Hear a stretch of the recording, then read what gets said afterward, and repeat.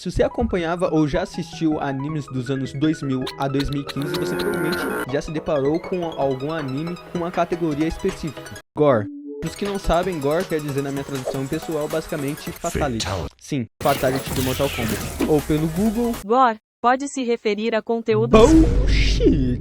Por algum motivo que eu sinceramente não entendo, nessa época era muito comum os animes serem bem mais puxados pro gore, desencadeando a reação mais imbecil e mongoloide das pessoas, que foi fazer esses memes que te deixam realmente preocupado pela saúde mental da pessoa. Fala de novo, só mais uma vez, que anime é coisa de criança.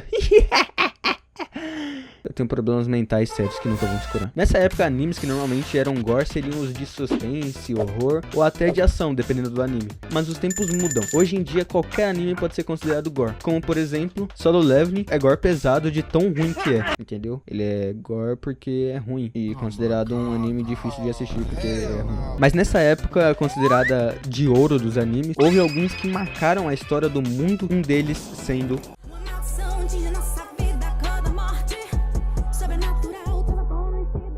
Eu já quero dizer que esse começo tá me lembrando da minha infância, cara. Mas sério, eu lembro que na época eu tava começando a pegar pra assistir animes do melhor jeito possível. Um DVD da feira. Dependendo da sua idade, você nem sabe o que é isso. Uma feira. É um DVD. É um dispositivo mágico que te faz assistir as coisas gravadas em um disco. E eu costumava ir na feira de domingo e conseguia comprar na bagatela de 3 DVDs por R$10. E eu não me lembro muito bem porquê, mas uma menina que eu conversava na escola chegou a me emprestar um DVD de um anime que ela falou que eu ia gostar.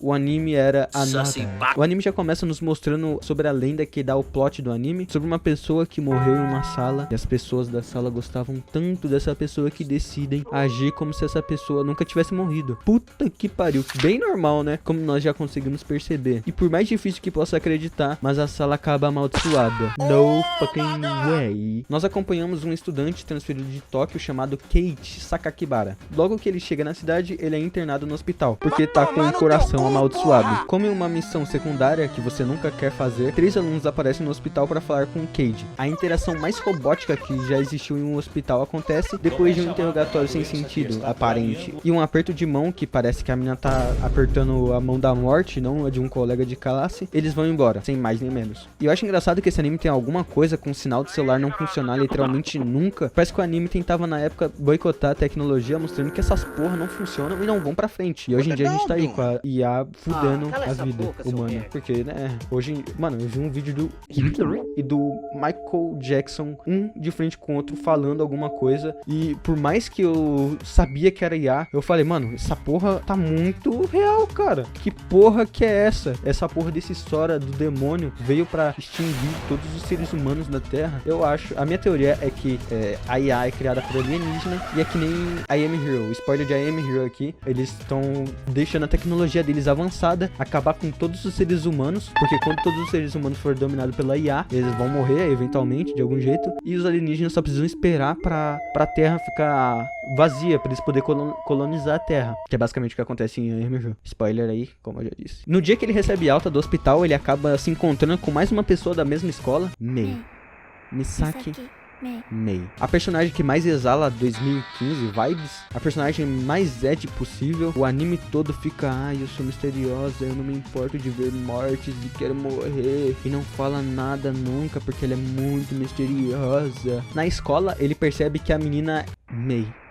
Misaki Mei, ela é da sala dele, só que quando ele tá se apresentando pra geral e todo mundo tá falando com ele, perguntando coisas, ela tá isolada ao invés de falar com ele. Pra você ver o ego infalível desse macho que acha que todas as fêmeas querem falar com ele. Acorda pra vida, filhão. Mas mesmo assim ele vai e pergunta pra uma menina totalmente importante, que com toda certeza não vai morrer de jeito nenhum, com toda certeza, sobre a menina. Ela tem uma reação um tanto peculiar ao ouvir o simples nome de uma colega da sala, essa colega sendo a Misaki Mei. Mas antes que ela responda, ele acaba vendo a própria no telhado e, obviamente, ele vai atrás dela. Lá estava ela, farmando sua aura quieta e ela basicamente fala pra ele que a sala de aula em que eles estão está mais perto da morte do que qualquer outra. E eu sei que o Cage se prova ser imbecil a todo momento, mas ele leva tudo que essa porra dessa menina psicótica fala como se fosse a maior verdade do mundo. Ela também menciona pra ele não se envolver com elas e simplesmente vaza e foda-se. Tomou o famoso fora sem nem ter se declarado. Uma das coisas que mais tem nesse anime são momentos que as pessoas precisam falar uma coisa totalmente importante que vai decidir o destino da vida de todos, mas simplesmente eles não conseguem falar, porque simplesmente todo mundo fica parado por minutos ao invés de falar, até o Cage decidir: não, foda-se, eu vou embora. Não importa que esse bando de mongoloide querem falar alguma coisa super importante. Eu preciso ir atrás da bizarrinha, a Wandinha.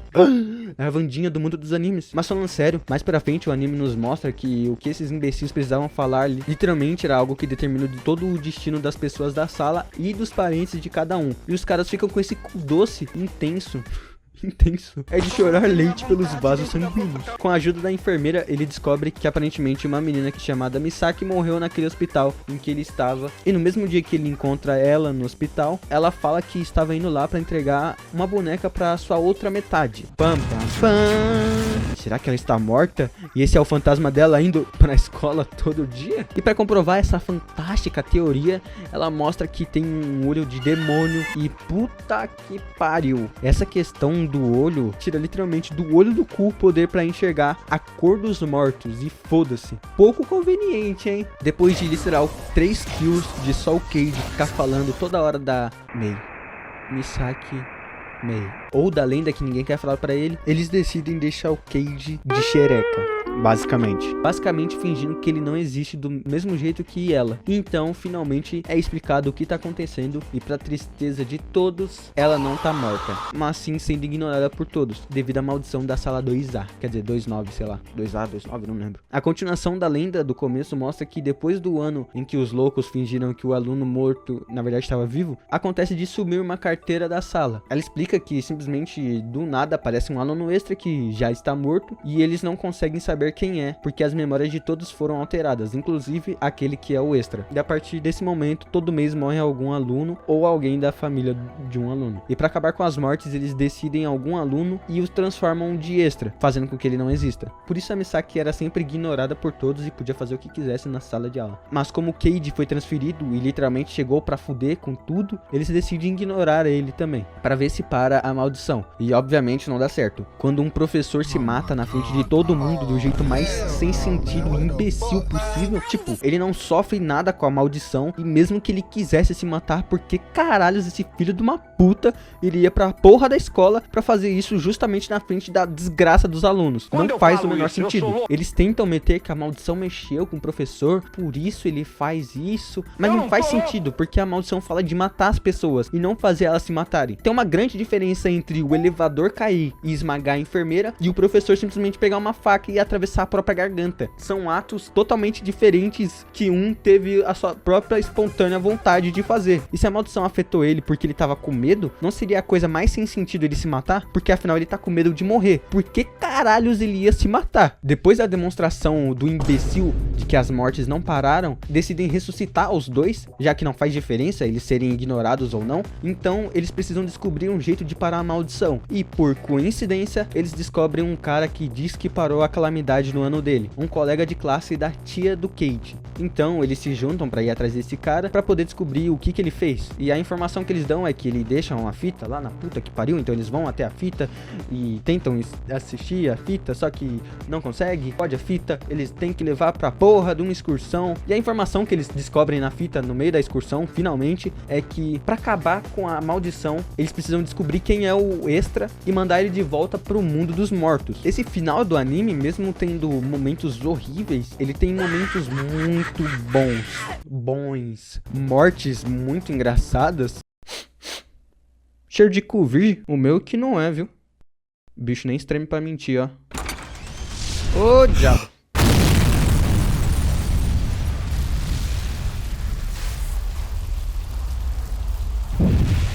O fato de que a loucura é instaurada em todo mundo depois de todo mundo descobrir que supostamente a Mei, Misaki, Mei. É a Extra, que inclusive não, obviamente ela não é a Extra, fazendo com que literal geral saia pra caçar as bruxas com a bruxa na mira. E eu gosto muito desse acontecimento de loucura no final, mas aí a coisa mais imbecil acontece. Eles precisam achar o morto pra matar ele, mas isso seria impossível, até porque ninguém consegue distinguir quem é o morto, afinal a memória de todo mundo foi alterada. Então, pra tapar esse buraco do roteiro, eles tementam o olho do demônio da Misaki, que vê mortos. Mas até aí, foda-se, eles já tinham mencionado isso antes, e mesmo que seja poder do cu, foi um jeito tecnicamente criativo de solucionar ou como eles vão descobrir o morto. Mas aí que tá, o bagulho é que ela já sabia quem era o morto, mas não falou. E a plot do tapa-olho dela, sempre tá usando tapa-olho, simplesmente ela não queria descobrir quem era o morto, por isso ela sempre tá de tapa-olho, papo reto. Isso daí é papo de ser eliminada na hora, tô certo ou tô errado? Aí o anime descaralha mesmo, a menina morre do jeito mais estúpido do anime inteiro. Logo depois a amiga dela morre também, foda-se. A casa tá pegando fogo, então o professor tira todos os alunos que estão vivos, inclusive são os alunos que parecem que morreram, mas na verdade eles estão vivos e foda-se. E simplesmente do nada o Keiji decide voltar pra ir atrás da Misaki, que se separou no meio do caminho. E o professor não faz nada, sendo que alguns segundos atrás ele tava falando pra não entrar ninguém lá. O Keiji caminha pelo fogo e pela fumaça como se fosse Jesus caminhando na água, basicamente mais uma terça-feira normal pra ele. E ele então se encontra com ela, que tá pra finalizar o extra, que lembrando, ela já sabia quem era. Então o plot twist acontece, a professora era a Extra.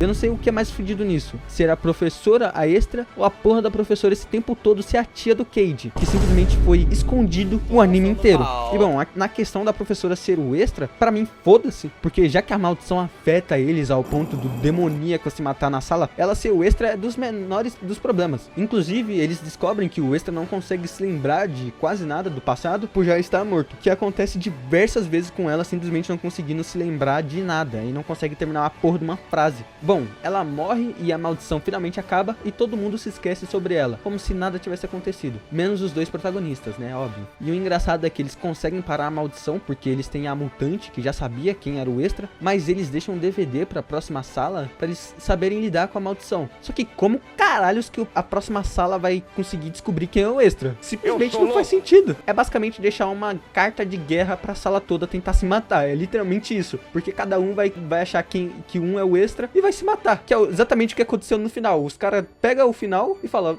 quem sabe a gente faz isso com todo mundo, foda-se. Vai tomar no cu, que anime bom.